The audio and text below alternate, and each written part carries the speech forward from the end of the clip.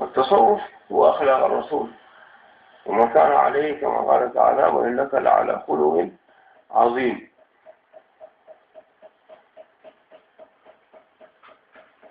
والشريعة هي أقواله الصحيحة كما جاء في مسلم والبخاري وأبو داود والترمذي ومالك، وذين يسمون شريعة، هي ذي الأصول في شريعة النبي صلى الله عليه وسلم أقواله.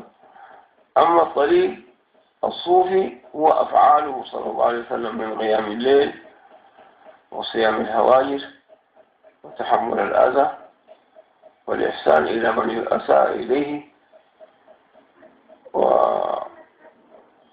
ومواصلة من غاطعه، حتى قال بعضهم حضرتنا لا يدخلها إلا من اتصل بثلاثة: وأصل من غاطعه، وأعطى من حرمه، وكافأ السيئة بالحسنة، حتى يدخل الحضرة دي.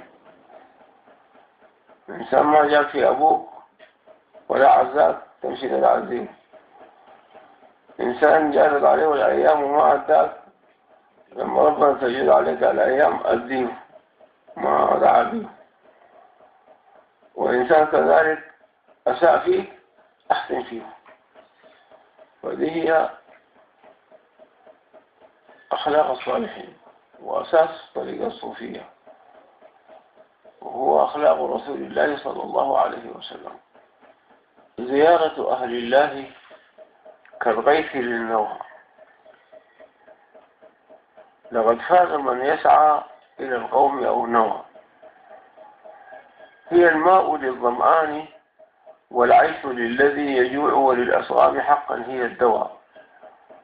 فزيارة الصالحين تكفر أخلاقا وتولي مناصبا وترفع ذا بيت على عرشه خوى. ما في أعظم من الإنسان يزور أخا له في الله، كما جاء عن النبي صلى الله عليه وسلم أن رجلا زار أخا له في الله فأرسل الله له ملكا. هذا الملك سأله وهو في مدرجة الطريق: لماذا؟ قال له: أزور أخا لي في الله في هذه القرية. قال له: بينك وبينه حاجة تربها؟ قال له: لا. عندك عليه دين؟ قال له: لا.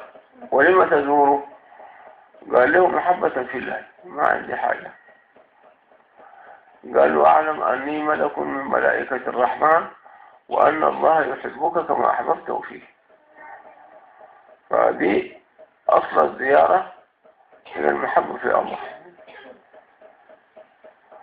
وجاء في الحديث: رحم الله المتزاورين فيها والمتبادلين فيها والمتحابين فيها، ربنا يظلهم في ظل عرشه يوم لا ظل إلا ظله.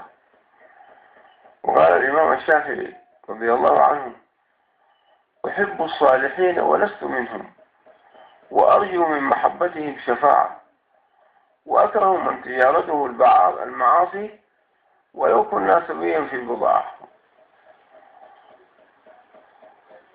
ومن هذا يعني ربنا حبب لنا زيارة الصالحين الأحياء والأموات.